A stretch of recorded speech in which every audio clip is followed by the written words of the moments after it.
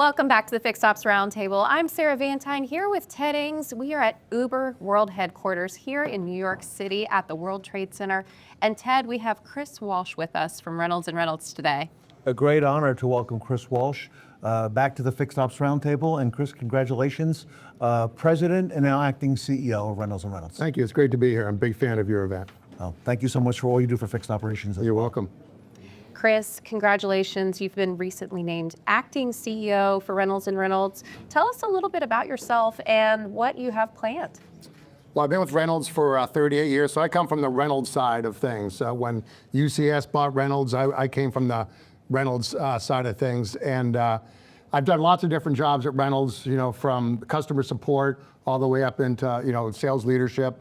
And so I don't know, a lot of times I think I just can't hold down a job. Everything's been like 2 years and then I move into something else. But I've done a lot of things within Reynolds, and I'm just fortunate to have the opportunity to have a greater voice and influence on what we can do going forward as a company. I think we've got tremendous opportunity to evolve as an organization, to be more customer focused, to be a bigger part of the industry, to participate at events like this and learn and hopefully contribute something to it. So just excited to be a part of that.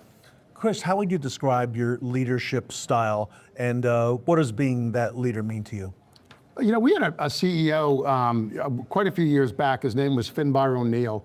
And he was the first CEO that I had the opportunity to actually spend any time with. And he explained to me this philosophy of servant leadership.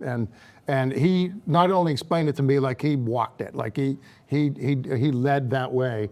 And it just kind of always stuck with me that my job is to, empower people. My job is to develop people. My job is to remove obstacles that are preventing us from being more successful, that are preventing our customers from being more successful. So I would say that is my style. Well, Chris, let's talk about how you've been helping dealerships. There are some really incredible pieces that were started under your leadership at Reynolds and Reynolds. First, Spark AI was created, and I'd love to hear a little bit more about that. Well, Spark AI is really the underlying data layer that powers all of our AI tools. We really wanted to approach AI not in a silo, not building a business office AI and fixed ops and sales and F&I, but to build this unified data layer that all these tools can not only pull from, but then can repopulate with data as they learn, and that layer becomes even more powerful. So we're all in on AI and embedding AI, not just as a product, but the functionality into a lot of our products right now. So we certainly realize the importance of it, the impact that it can have. So we're pretty excited about what we're doing there. Well, and I'd love to hear too, Curator and then also the Reynolds Performance Manager program. So Curator is an intelligence tool that was built by our Goobagoo partners. If you remember Goobagoo, we bought them, best name ever to say. We bought them a few years back, and Brad Title, who was the president of Goobagoo, that some of you may know, he stayed on board. And Brad, this was really Brad's vision of not only this, but our next generation CRM. How do we combine, the transactional information, the DMS, the demographic and behavioral data in the CRM, and then even getting into first-party data, for customers that are on the website or e-commerce platform. Combine that all into one single pane of glass that you're looking at a customer through to understand, lifetime value, where they are on their journey, what they're likely to do next. And when you market to them, Brian had a screen up there. I don't remember exactly what the screen said, but more relevant messaging to consumers. So you understand exactly where they are. So you're not sending them a message that really has nothing to do with what they're likely to do next. Kind of fixing that problem.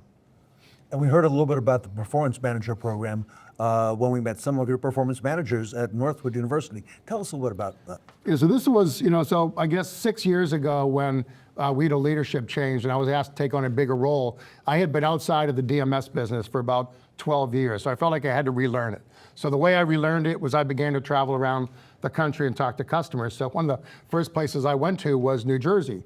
And to go and ask people what they think about you, I don't recommend you go to New Jersey. I would have gone to like Charlotte, or someplace else. But I went to New Jersey, so I was there, and I was with a large customer, And he was talking about lots of different things that he felt we could do better as a company. And he was New Jersey, so he's very animated. His face was red. He was talking loud. And then he began to talk about this woman who works at Reynolds. And I didn't know who she was. And he said her name is Javon.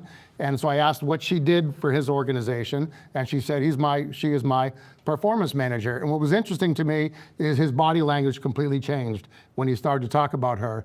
And he calmed down, he was smiling, and he talked about how valuable she was to his organization, how she was this trusted advisor and helped him utilize the products that they have from Reynolds, better than they did the day before, the week before.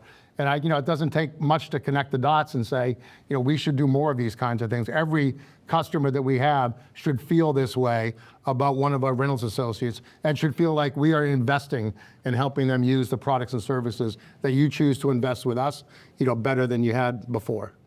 And Chris, last year, you had us into Reynolds headquarters in Dayton, and we got a chance to see your innovation center.